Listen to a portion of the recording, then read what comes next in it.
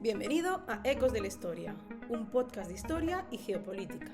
Pues sí, estamos de vuelta, bienvenidos a vuestro podcast histórico de confianza y como siempre estamos presentes los dos titanes de la comunicación histórica.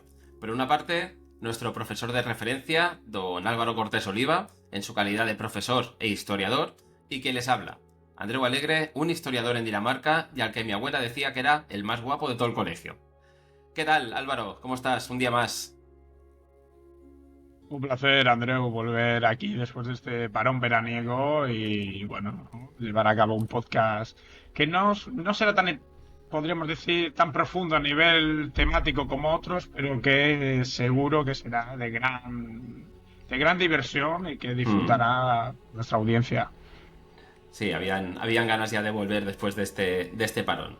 Pues bien, como muy bien dices, hoy vamos a tratar un tema un poco... Muy interesante, sí, pero un poquito más ameno que de costumbre. Hoy vamos a repasar quiénes han sido algunos de los mejores generales de la historia y repasaremos también los motivos que nos han llevado a catalogarlos como tal. Este es uno de los temas que nos habéis pedido a través de los comentarios y como nosotros, ya lo sabes tú, nos debemos 100% a nuestro público, pues aquí los tenéis. Álvaro, Siempre. Cuéntanos, ¿con qué estratega, con qué militar, con qué general empezamos nuestro repaso? Es un podcast muy especial, Andreu, porque habrá nombres que a toda la audiencia les suenen y otros que sean más desconocidos. En este primer caso, se trata de un general que gran parte, por no decirte la totalidad del público, conoce de primera mano. Y este no es otro que el señor Alejandro Magno. ¿Por qué Alejandro Magno está en este podcast? ¿Quién es ese? ¿Quién es ese, no? Bueno, pues describir un poco sus principales hazañas. Sus principales hazañas son principalmente, ¿no?, llevar a cabo la conquista de Asia Menor, el dominio de las islas del Egeo, así como también imponer el control de un pequeño reino como era el de Macedonia sobre toda Grecia, ¿no?, sobre todas esas polis, las cuales habían llevado durante siglos, ¿no?, una serie de guerras entre ellas por ver quién se hacía con el dominio. Pues a partir del señor Alejandro Magno, no podemos decir que se produce esa consolidación y esa unificación del espacio helénico a través de un único poder, ¿no?, capaz de llevarlo a buen puerto todas esas fuerzas enfrentadas durante tanto tiempo. Alejandro Magno, ¿cuáles son sus principales virtudes? Podemos decir que es un genio militar que construye un aparato bélico sin precedentes y que sea una auténtica apisonadora para todos los poderes militares de la época. Un ejército que bebía ya de su padre Filipo II y de su tío Alejandro II, pero que Alejandro Magno lleva unas cuotas inalcanzables por aquel momento, a través de diferentes estrategias y tácticas militares como la del enfrentamiento oblicuo. ¿De qué se trata este enfrentamiento oblicuo? Pues donde la mayoría de genios militares apostaban siempre por el enfrentamiento de tipo frontal, ¿no?, llevado a cabo de cara contra el rival. Pues en este caso Alejandro Magno apuesta por rodear, ¿no?, cercar al enemigo, rodeándolo y llevar a cabo un enfrentamiento por la retaguardia, no pillando a muchos pues desprovisto totalmente. Por sorpresa. Después, ¿cómo se articulaba este ejército de Alejandro Magno?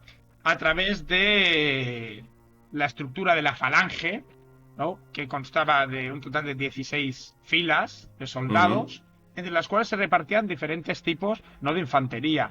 Vemos, por ejemplo, la infantería de los impaspistas, que recordaba a la de los antiguos hoplitas, ¿no?, es decir, soldados que portaban una coraza de cuero, un casco, un escudo de grandes dimensiones con unas lanzas, ¿no?, ese paralelismo con la antigüedad griega, ¿no?, de los hoplitas, que constaba aproximadamente de un total de 3.000 hombres. Después encontramos una infantería más ligera, ¿no?, en la cual encontrábamos los Stetairoi y los Penzetairoi, una división la cual radicaba principalmente en la posición, ¿no?, en la posición dentro del reino de Macedonia de cada uno de los que integraban esta formación. Los Stetairoi formaban parte de la zona de la Alta Macedonia, mientras que los Penzetairoi del sur de Macedonia, pero que en cuanto a lo que portaban era exactamente lo mismo, es decir, no, pues grebas, una armadura ligera y espadas cortas, ¿no? Esto conformaba toda la guardia, ¿no?, del señor Alejandro Magno,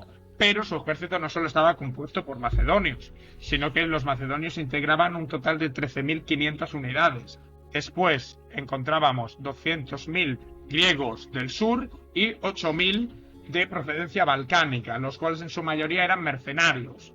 ¿No? Vemos cómo ese ejército de Alejandro Magno constituía un total de 33.500 hombres, de los cuales podemos decir que más del 50% eran mercenarios. Vemos cómo en aquellos momentos no existe un ejército puramente nacional, no como los que encontraremos a partir del siglo XIX, incluso finales del XVIII en adelante, sino que son soldados que sí, que su oficio es el de soldado y que por lo tanto se deben a una causa no tanto nacional, sino puramente económica.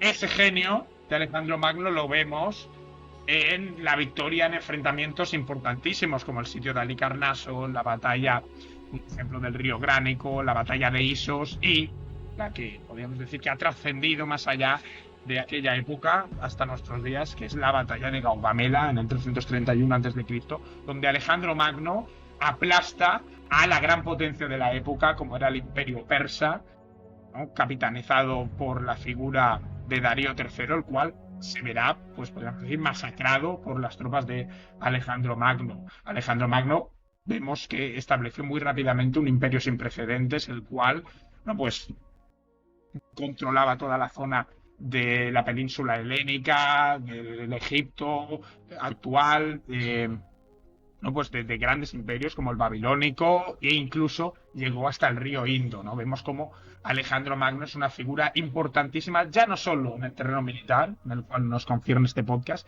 sino que ya a nivel político, estratégico, incluso filósofo, ya que, como todos sabemos, o buena parte del público sabemos, ¿no? Bebió de ese gran filósofo como Aristóteles.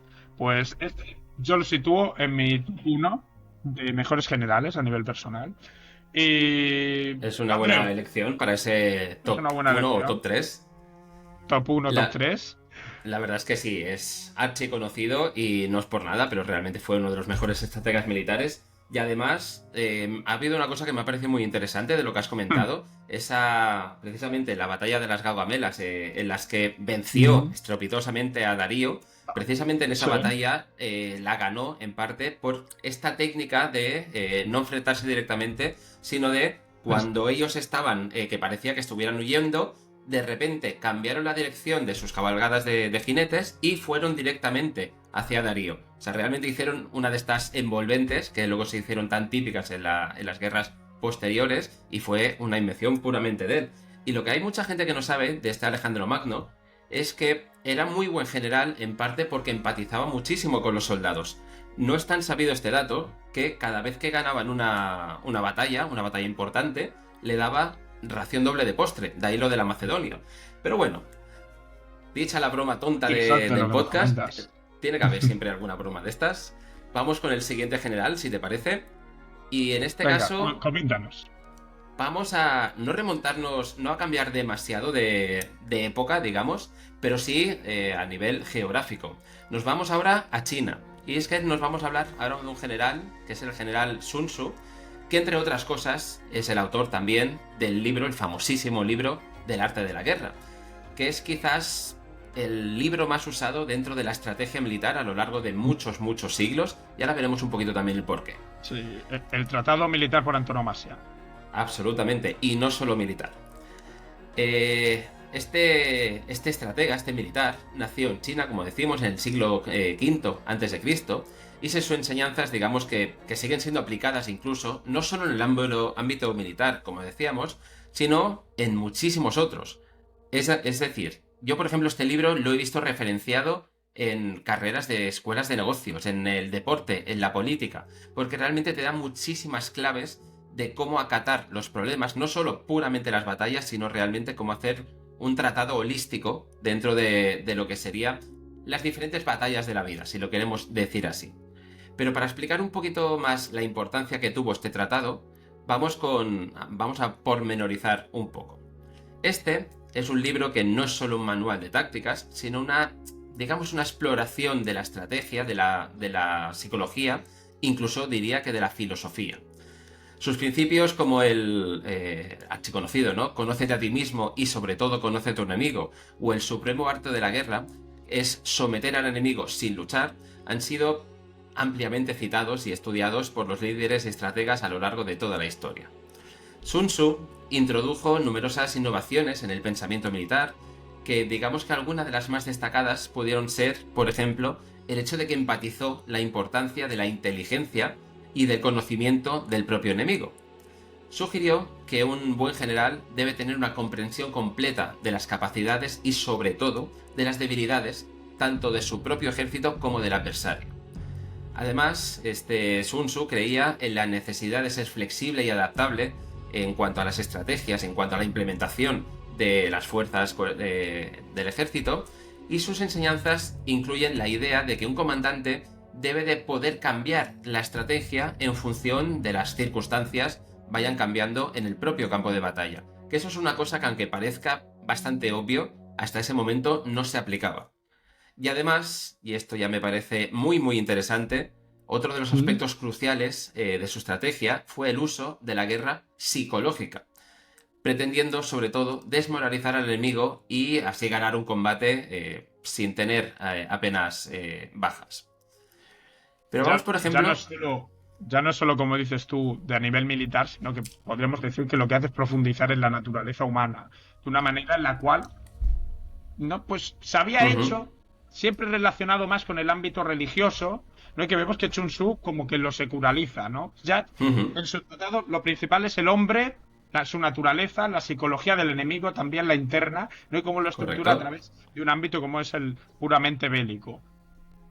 Claro, pensá que hasta ese momento eran la fuerza contra la fuerza B, a ver quién podía más y poco más. Pero precisamente la naturaleza humana está en el interior de cada uno de nosotros y es básicamente lo que nos da las ganas o no de luchar. Eso en una guerra, la moral de las tropas ahora se sabe que es de las cosas más importantes que puede tener un ejército. Entonces, si tú lo desmoralizas, si tú aplicas una guerra psicológica, obviamente ya tienes un paso muy, muy adelantado para poder vencerle. Muy significativo. Y de hecho, se dice que era un gran estratega y un gran militar, porque muchísimas de las batallas que acabó ganando, además de implementar todas estas innovaciones, lo hizo en inferioridad numérica y en inferioridad de condiciones materiales. Entonces, un general que te gane una batalla siendo menos y con menos armas, automáticamente ya sabes que por ahí es bueno, considerado uno de los buenos. Déjame que te cuente... Sí. Déjame que te cuente... No, dime.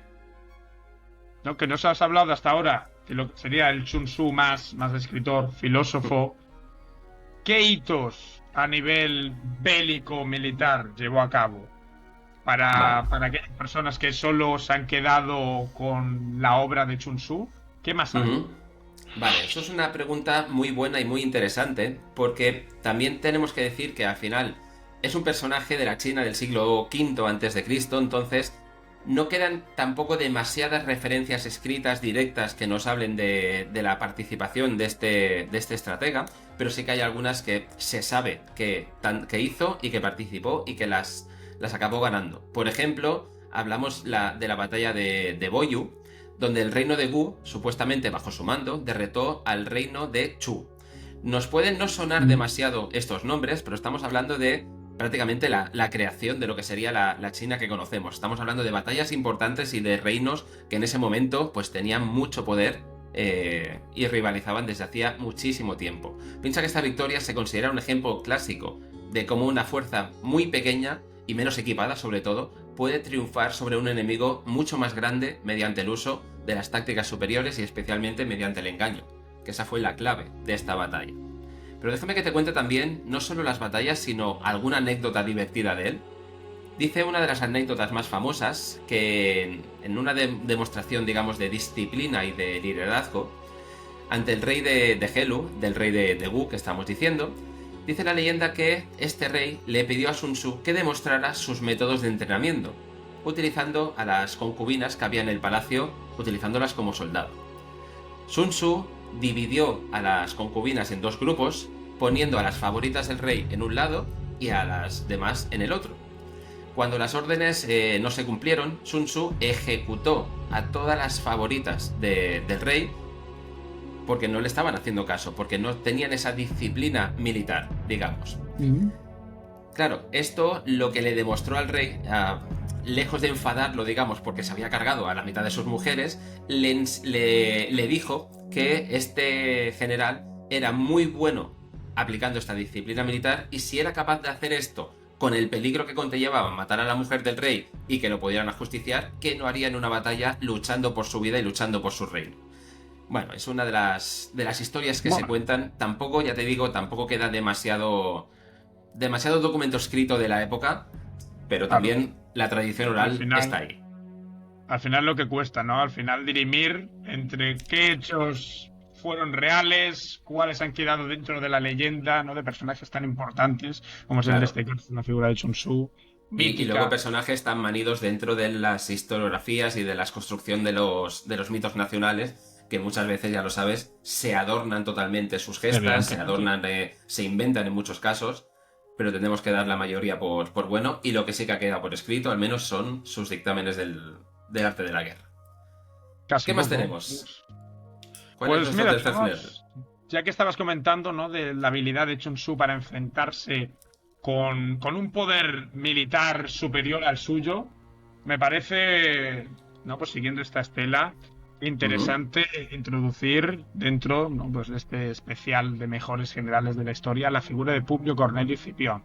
Otra figura muy conocido, ¿no?, muy mainstream en mi caso, dentro de este mundo occidental, podríamos decir, bueno, occidental, nuestra cultura grecolatina, mejor dicho, ¿no?, en la cual Publio Cornelio Escipión tuvo un papel importantísimo dentro de esta segunda guerra púnica, ¿no?, en la cual se librará entre dos de las grandes potencias de la época, como eran la de la República Romana y la de Cartago, dentro de ese siglo III a.C., en la cual se dirimía principalmente quién se hacía con el control del Mediterráneo, entre estas dos grandes potencias, tanto marítimas como terrestres.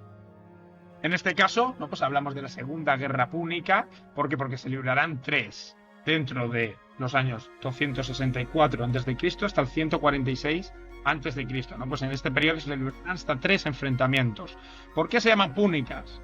Porque los romanos asemejaban a la figura de los cartagineses a los fenicios. Los fenicios se llaman punicus y por lo tanto pues establecían ese paralelismo, debido a que, ¿no?, pues buena parte del control territorial del que disponían pues el imperio cartaginés había sido en la antigüedad de la civilización fenicia.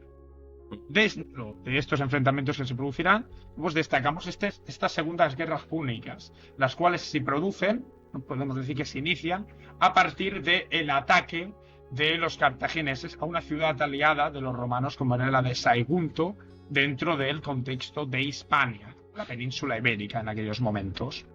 A partir de este momento, pues empezará a librarse un choque militar entre las dos grandes potencias, en la cual, en unos primeros compases, la que se impone de una manera pues clara será la de los cartagineses a través de una figura militar muy importante, como es la figura de Aníbal, uno de los grandes generales de ese momento, el cual destruirá fácilmente las ofensivas de los romanos e incluso, vamos, como se sabe, no llegará a cruzar los Alpes y llegar hasta las puertas de Roma, acompañado por miles de hombres e incluso por 80 elefantes que utilizaban los cartagineses como, ¿no?, pues un símbolo de su poder militar y también como auténticas máquinas bélicas.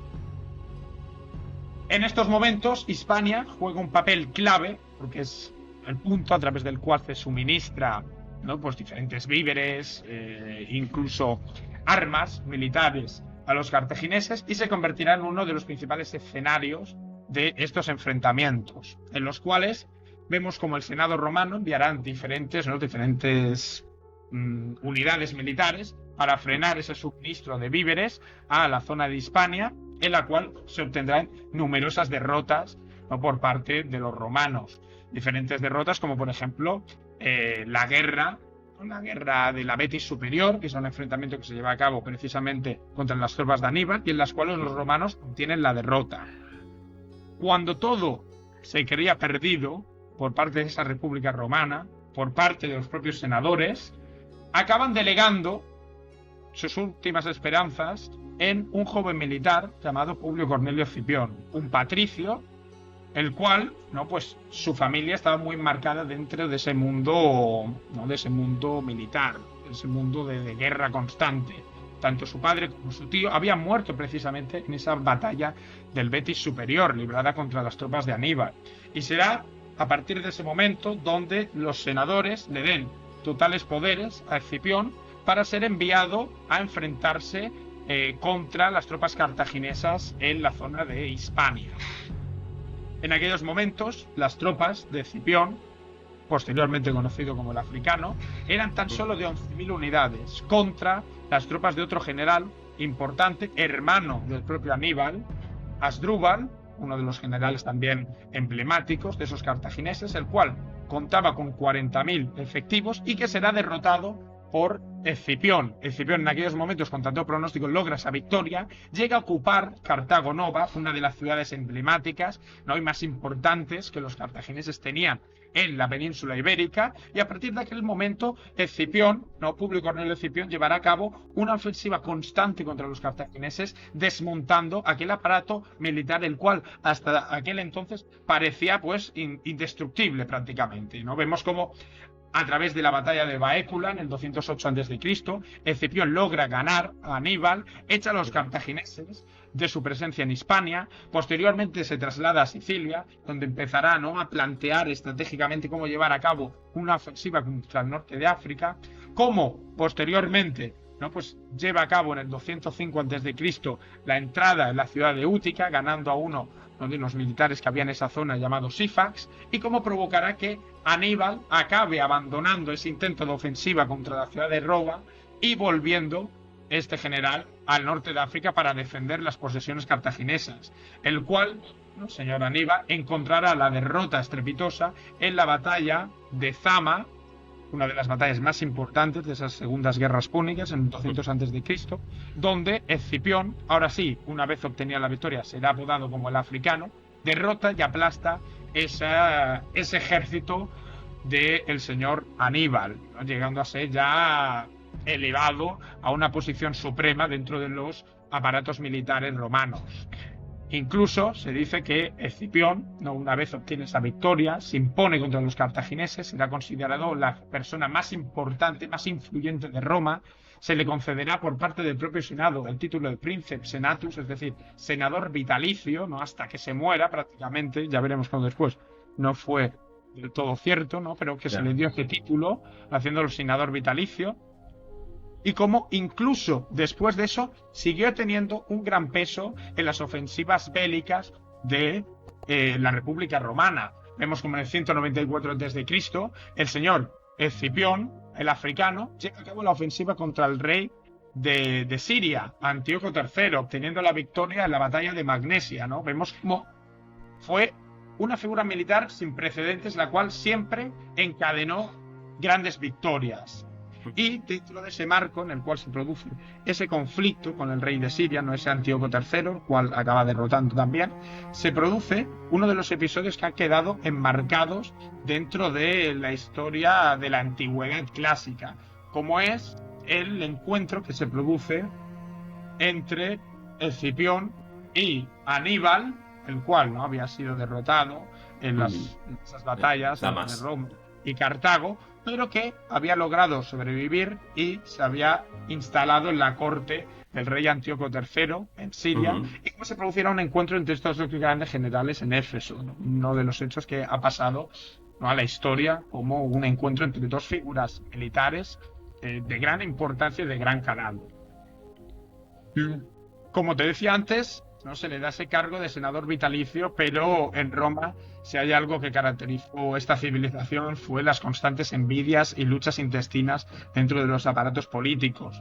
Vemos cómo la figura de, en este caso, Publio Cornelio Escipión acabó denostada, se le acabó acusando de todo, sobre todo de ser un corrupto y un vendido. De acabó siendo denostada, apartada dentro de la vida política, y pasó sus últimos días en la finca que él tenía llamada Liternum, donde acabó falleciendo y siendo olvidado por buena parte de las figuras políticas de la época. A pesar de ello, no, pues aún en la actualidad recordamos a Publio Cornelio Escipión, llamado posteriormente el Africano, como un general de gran calado y sin el cual incluso no podríamos hablar de la civilización romana.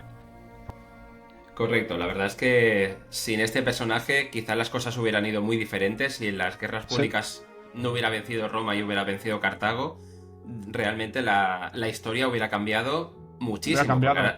Ahora tendríamos un legado totalmente diferente, un idioma totalmente diferente, una cultura totalmente diferente. No vamos a decir que mejor ni peor, porque eso es hacer ucronías. Eran dos culturas mediterráneas que tenían sus similitudes, efectivamente, pero sí que, como tú bien decías, aspectos que nosotros damos como cruciales en nuestro día a día, como puede ser la propia lengua, ¿no? Esas lenguas románicas, pues no existirían, serían lenguas diferentes. No está bien que historiadores no empecemos a hacer conjeturas de universos paralelos. Para eso hubiera sido empresas como Disney a través del universo de superhéroes de Marvel y tal. Pero es algo curioso, Bueno, no es nuestra función hacer ciencia ficción, sino historia, pero hay que remarcar también pues los momentos clave de este pasado que podían haber derivado hacia un punto o hacia otro. Nos vamos un poquito más hacia adelante en el tiempo y más hacia el territorio patrio, si quieres. Vamos a hablar de un señor que es... Bueno, que igual te suena el nombre. También se llama Álvaro. Pero en este caso no es Álvaro Cortés, sino Álvaro de Bazán, que muchos de vosotros también lo conoceréis. Aquí se he cogido también un estratega un poquito más mainstream, para que no me diga la gente que solo cojo cosas raras. Luego al final ya cogeremos un poquito más de fuera del marco principal. Pero vamos a hablar de este Álvaro de Bazán, del primer marqués de Santa Cruz, porque es considerado uno de los más grandes almirantes de toda la historia, sobre todo a nivel naval. Nacido en 1526 en España, concretamente en Granada, famosa por sus grandes playas y mares, y aquí es la broma del momento, su carrera estuvo básicamente marcada por por muchísimas victorias y por numerosas contribuciones significativas a la Marina Española, lo que le valió el apodo de El Invencible. Vamos un poquito a ver el legado. Es que el legado de Álvaro de Bazán radica en su impecable historial de batallas y en su influencia en la estrategia naval. Fue pionero, por ejemplo, en la utilización de formaciones de combate que serían esenciales en la guerra naval posterior, en la guerra naval moderna, digamos, y su habilidad para liderar y su visión estratégica sentaron las bases para las futuras generaciones de marinos y especialmente para esos comandantes navales que llevaban a estos marinos. Vamos a enfocarnos un poquito más. Las formaciones navales, por ejemplo. Bazán las perfeccionó especialmente en lo que se llamaba la formación de línea, donde los barcos se alineaban para maximizar el poder de fuego que tenían en sus laterales. Esta táctica se convirtió en un estándar en todas las batallas navales de todos los países a partir de ese momento, porque se vio que era la manera más óptima de aprovechar los recursos que los barcos tenían. Fue un precursor, digamos, en el uso de las tácticas de la Guerra del Corso, que implicaban ataques rápidos y sorpresivos contra barcos enemigos, desestabilizando así el comercio y especialmente las comunicaciones del enemigo. Recordemos, para quien no lo sepa, que el tema del corso eran básicamente piratas, pero que tenían lo que se llamaba las patentes de corso. Las patentes de corso eran una especie de permisos otorgados por los estados que permitían a estos piratas hacer ataques a otras armadas sin que tuvieran las repercusiones de hacerlo por su cuenta. Esto empezó a hacerlo Bazán, pero...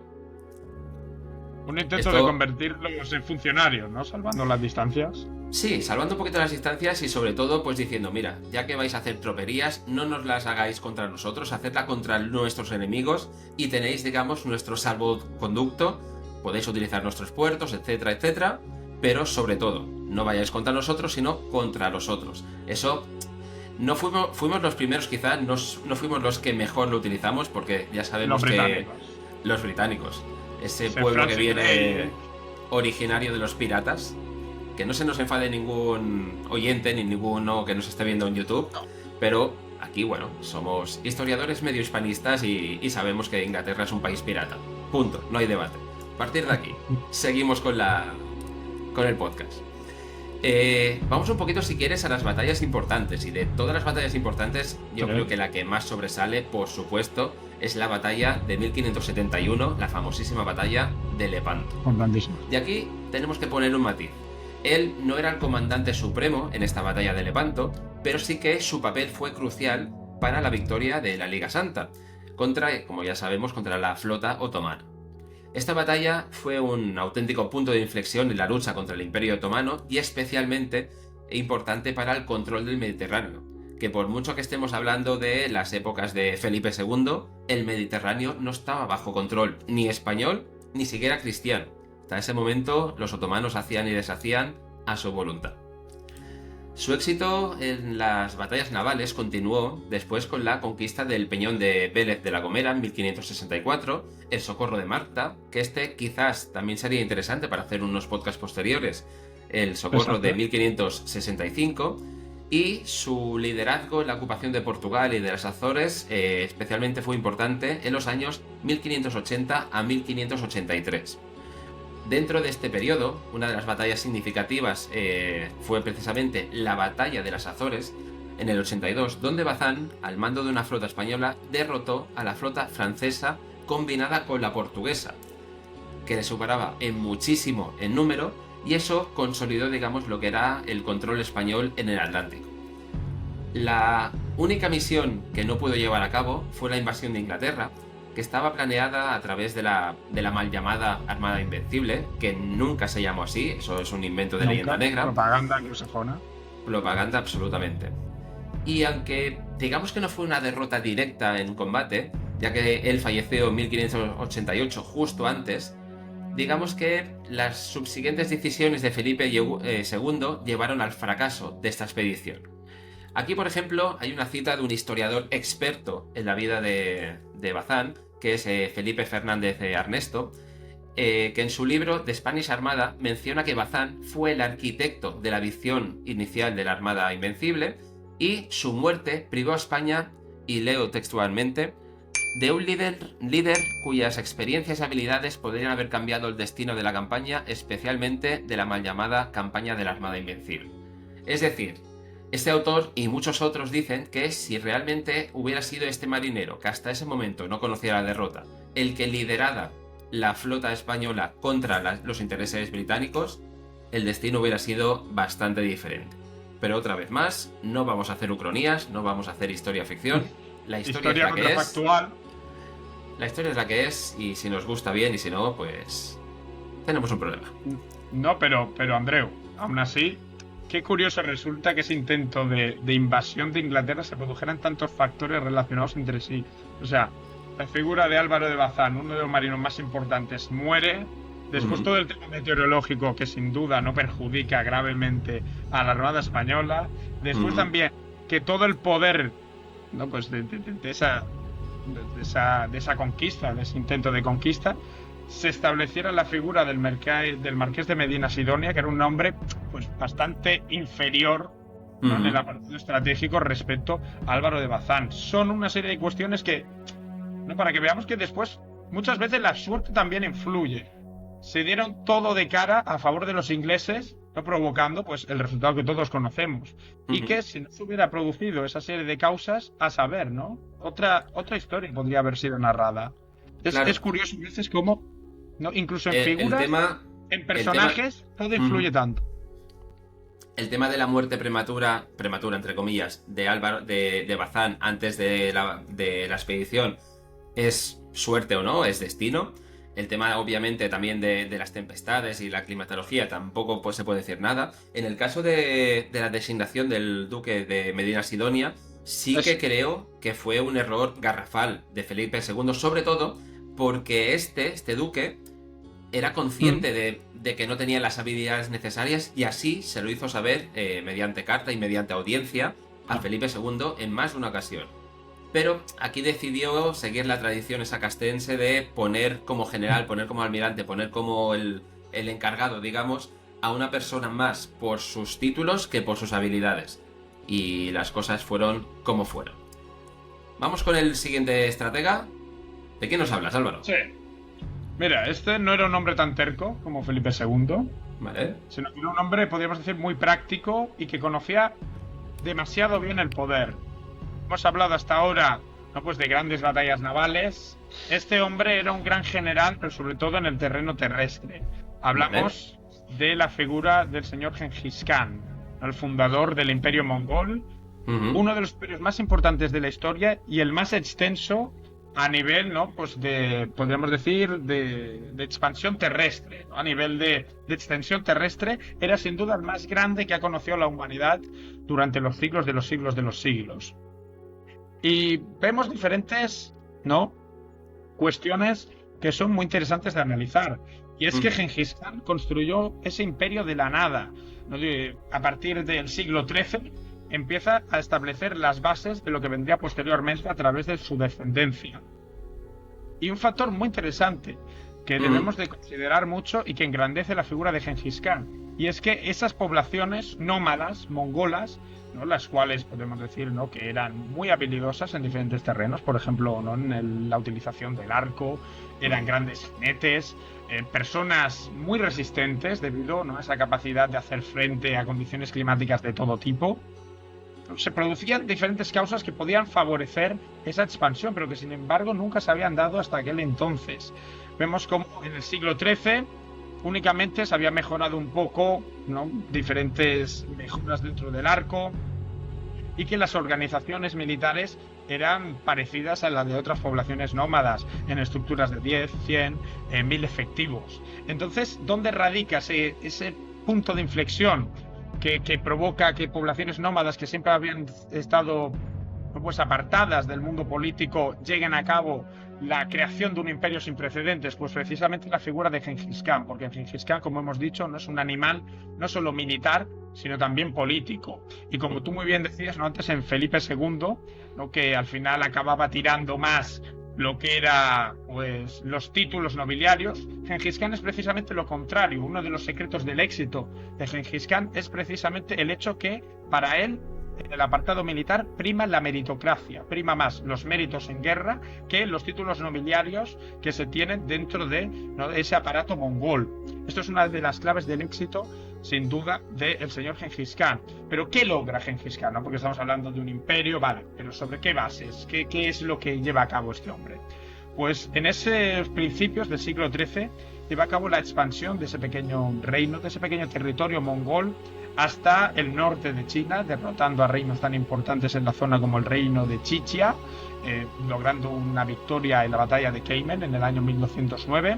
También derrota a otro imperio, el imperio de Jurchen, en la batalla de Fuzhou en el año 1211, la de Xi'an en 1212. Incluso llega a derrotar la presencia, ¿no?, de esa expansión de esos califatos musulmanes que se habían instaurado dentro de la zona de Asia Central. Podemos decir que es Gengis Khan el que iniciará esa expansión que continuarán sus descendientes, por ejemplo el propio Kublai Khan, que sale con todo el territorio chino, que llevará a cabo también ese intento de conquista de Japón, esos intentos que llevarán a cabo otros descendientes suyos en las zonas de Egipto, de Hungría, ¿no?, siendo una figura crucial Gengis Khan, que es el que da inicio a todo ello. Como comentábamos, la meritocracia es uno de los aspectos fundamentales a la hora de constituir este imperio, unido a otros aspectos claves, como son, por ejemplo, la gran lealtad que existe en torno a la figura de Gengis Khan. Tengo un hecho, ¿no?, que nos sirve mucho para explicar hasta qué punto llegaba este grado de lealtad, y es que Gengis Khan fue herido, prácticamente no de gravedad, pero sí muy gravemente, sí.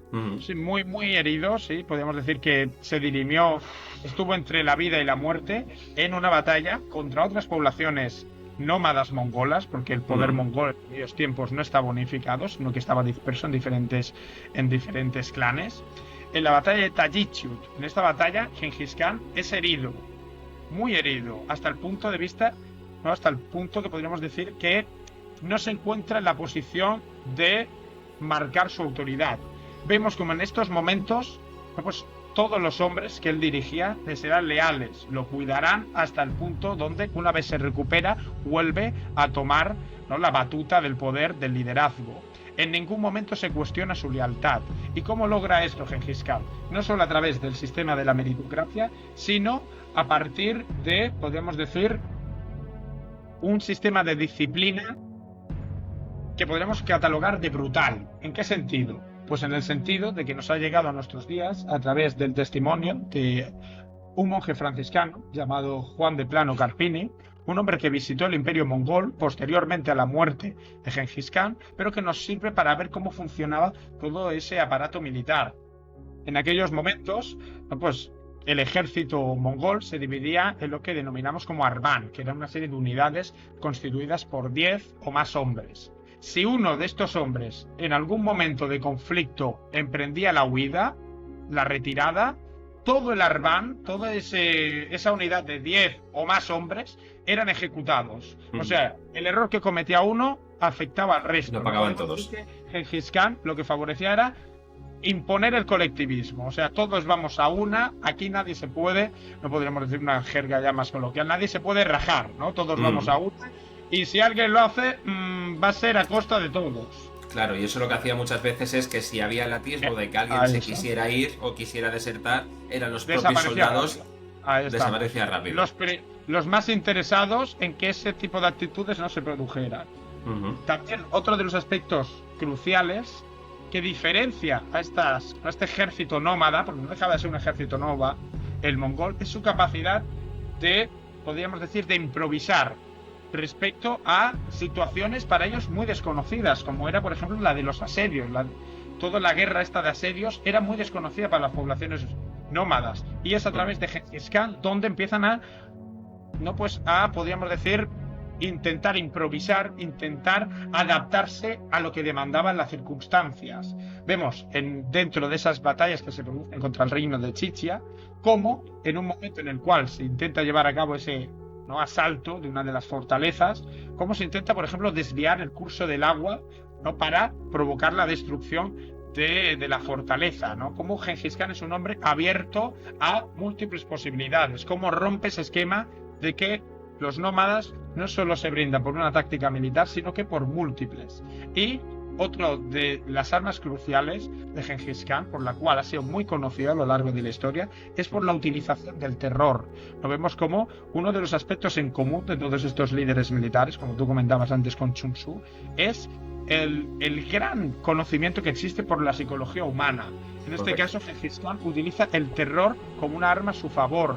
Vemos cómo en los múltiples asedios que lleva a cabo, pues si la ciudad se rendía fácilmente, pues Gengis Khan no hacía nada. Dejaba a la población prácticamente, pues como se encontraban, sin llevar a cabo una repercusión negativa, una repercusión violenta.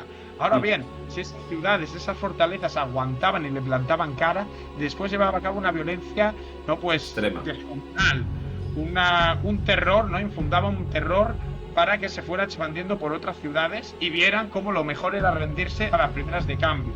Pues Gengis Khan, a través de esas tácticas, de ese conocimiento de la psicología humana, estableció el imperio, iba a decir uno de los, pero no, el imperio más extenso, a nivel terrestre que ha conocido, pues la historia de la humanidad. En ese siglo XIII, y como a través de sus descendientes se impuso también una cultura que ha influido y que ha sido muy importante dentro del espacio asiático, Muchas veces se cataloga al imperio mongol de ser un imperio pobre a nivel cultural, pero debemos de recordar cómo afectó culturalmente y marcó un punto de inflexión en diferentes territorios, como por ejemplo en el territorio chino a través de la dinastía nueva, esa dinastía mongol, la dinastía Yuan, pues que ha quedado un legado, un foso cultural y también militar que llega hasta nuestros días.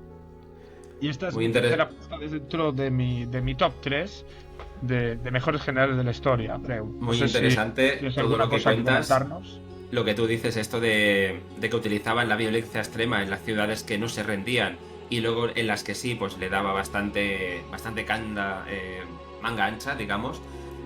Bueno, lo que se conoce como el palo y la zanahoria, tradicionalmente. Si te rindes por las buenas. Eso también lo hacían los romanos muchas veces, incluso los vikingos en la conquista de Inglaterra también lo supieron utilizar, pero vemos que aquí lo llevaron hasta un extremo importante. Y me ha parecido súper interesante lo que decías también de los hijos, y esto es un dato que no es tan conocido, pero que sí que me gusta remarcar. Gengis Khan era un fucking lover, pero vamos, un picha brava. Un picha brava, pero hasta niveles inconcebibles. Se dice, porque aquí también hablamos de estimaciones, de números que no podemos saber realmente, pero tenía más de 36 mujeres, que ya se dice pronto, y se piensa que con estas 36 mujeres, solo con ellas, tuvo más de 20.000 hijos naturales en el mismo momento que él estaba vivo. Se calcula que actualmente hay un 0,8% de la población que tiene como descendiente precisamente a este Gengis Khan. Y estamos hablando de muchísima gente. Así que no solo conquistaba ciudades, sino que también iba dejando la semillita de un ejército a 9 meses vista, digamos. Pero Andreu, aún así, vamos a salvar las distancias. No solo era un conquistador, ¿no? de reinos, de otros reinos, sino también de corazones. Bueno, sí. Eso también hay que decir. Hay que decir que la semilla, quizás. Claro, la semilla también a veces se imponía a través del uso de la violencia en esas ciudades, las cuales habían tardado en rendirse mediante saqueos, violaciones horribles. Pero bueno, supongo que desde el humor vamos completamente en contra, evidentemente. Sí, no, está, obviamente. Pero digamos que teniendo 36 mujeres, igual tampoco tenía. No era él el que encargaba de disciplinar, si lo queremos decir así. Bueno, que estamos haciendo un poquito de broma con algo que obviamente es muy serio, pero la suerte es que nos pilla ya muchos siglos lejos en ese sentido. Y bueno, si te parece, vamos por el último, pero no, vamos a hacer una cosa, porque había pensado que para cerrar podíamos hablar de un último personaje que fuera igual de interesante que el resto, pero como me debatí entre varios, si te parece, hacemos un repaso muy rápido de unos cuantos y del por qué podrían haber estado perfectamente en esta lista inicial que hemos hecho. ¿Te parece bien? Venga, coméntame. Pues mira, empezamos por ejemplo con el que yo había pensado en alargar un poquito, en explicar más en detalle, que es Gustavo Adolfo II de Suecia, conocido con el apodo de El León del Norte. Y es que estamos hablando de un rey que fue uno de los grandes estrategas militares también del siglo XVII. Nació concretamente en 1594 y su reinado fue desde 1611 hasta 1632. Pero estuvo marcado por las guerras y también por las innovaciones militares y por una serie de campañas exitosas durante la famosísima Guerra de los 30 años. Revolucionó las tácticas militares, utilizó la artillería de una manera mucho más rápida y eficiente, poniendo las bases para lo que entenderíamos como una guerra moderna, y cambió el curso de la Guerra de los 30 años y sobre todo murió de una manera muy épica. ¿Y cómo fue esta muerte? En primera línea de batalla, vestido como un soldado, liderando las cargas al más puro estilo de los reyes medievales y al más puro estilo épico. Podríamos decir precisamente que fue el último de los reyes que murió de esta manera, y eso le pone, yo creo, en la lista de los reyes relevantes a nivel histórico. Luego, a partir de aquí, todos a retaguardia, bien ataviados, bien protegidos, y ya en los momentos actuales a miles de kilómetros, ¿no? Lo que tenía un poco de sentido, te digo, ¿eh? O sea, bueno. Sí, pero bueno, mola mucho, ¿no? El rollo de decir las últimas cargas. Eso sí. Como no digo antiguamente. Que no me mole. Sí, así me gusta. Era, digamos que era poco eficiente a la hora de calcular riesgos-beneficios, pero sí, hay que ponerlo en valor también. Otros de los personajes que podríamos decir que perfectamente podían haber entrado en este podcast fueron, por ejemplo, Bai Qi, que era un general chino del siglo IV que ganó más de 70 batallas seguidas, y especialmente relevante fue la batalla de Champing. Aparte lo he puesto y tengo que reconocerlo porque me gusta mucho el nombre de esta batalla, la batalla de Champing. Me parece espectacular, además de que tuvo importancia. Podríamos haber puesto también a Jan Žižka, líder militar checo durante las guerras husitas y que nunca perdió una batalla en toda su vida. Podríamos haber puesto a Nader Shah, fundador de la dinastía afásida y Shah de Persia, que restauró el poder persa y llevó a cabo campañas exitosas en la India, en el Cáucaso, en el Imperio Otomano incluso. Personajes como, este es un poquito más conocido, Epaminondas, el general y estratega tebano del siglo IV, que derrotó a la poderosísima Esparta en la batalla de Leuctra y con eso liberó a Tebas del dominio espartano y transformó la estrategia militar griega con el uso innovador de la falange oblicua. Podríamos haber puesto quizás también a, y aquí me vais a perdonar por la pronunciación y tengo que leerlo, Bo Ngune Giap. ¿Quién es este señor? Pues fue un general del Ejército Popular de Vietnam que dirigió la exitosa resistencia vietnamita contra Francia en la batalla de Dien Bien Phu en 1954 y además fue especialmente, y esto es relevante, el general que estaba a cargo de las tropas vietnamitas contra los Estados Unidos en la llamada Guerra de Vietnam. Así que... mira, y hay uno más que tampoco hemos contado y quizás es uno de mis favoritos, que es Solimán el Magnífico. Que si os interesa, aquí no vamos a hacer spoiler de lo que hizo o por qué le llaman precisamente el Magnífico. Aquí yo creo que es un tema que podemos hacer en otro episodio dedicado exclusivamente a este fascinante personaje, pero si vamos a hacerlo es porque vosotros nos lo pedís. Así que, ahora que finalizamos el podcast, os decimos lo de siempre. ¿Qué les decimos, Álvaro? Espérate. Me espero. Que te has visto a ti añadir algunos, me quedo yo también receloso de añadir algunos otros. Así Dale, cosas del semidirecto. Cosas del semidirecto. Ya que has comentado también, ¿no? Pues la civilización helénica. Se me ocurre, por ejemplo, Temístocles. Venga. Se enfrentó, ¿no?, al imperio persa, uno de los más importantes de la época, en ese intento, ¿no?, de las guerras médicas, de invadir los persas el territorio de Grecia. Temístocles obtiene una victoria naval importantísima, que podríamos decir, ¿no?, que cambió el ritmo de la guerra, como el ritmo, y no solo el ritmo, sino cómo acabaría, ¿no?, desembocando a través de su victoria en la batalla de Salamina. Después también se me ocurre otro, que seguro que me lo ibas a decir, me sorprende que no lo hayas dicho, que es... ¿Leónidas? Dentro del territorio patrio, el señor Blas de Lezo, a través de su victoria en la oreja de Jenkins, cuando en Cartagena de Indias, cuando los ingleses podríamos decir que multiplicaban 20. ¿Por cuánto? Por muchísimos hombres, por muchísimos más efectivos las tropas que tenían los españoles. Consiguió una gran victoria que muchas veces no se valora tanto, pero que ya os digo yo que fue muy importante, además de simbólico, dentro de ese contexto. ¿Y quién podremos poner dentro de la Segunda Guerra Mundial, Andreu?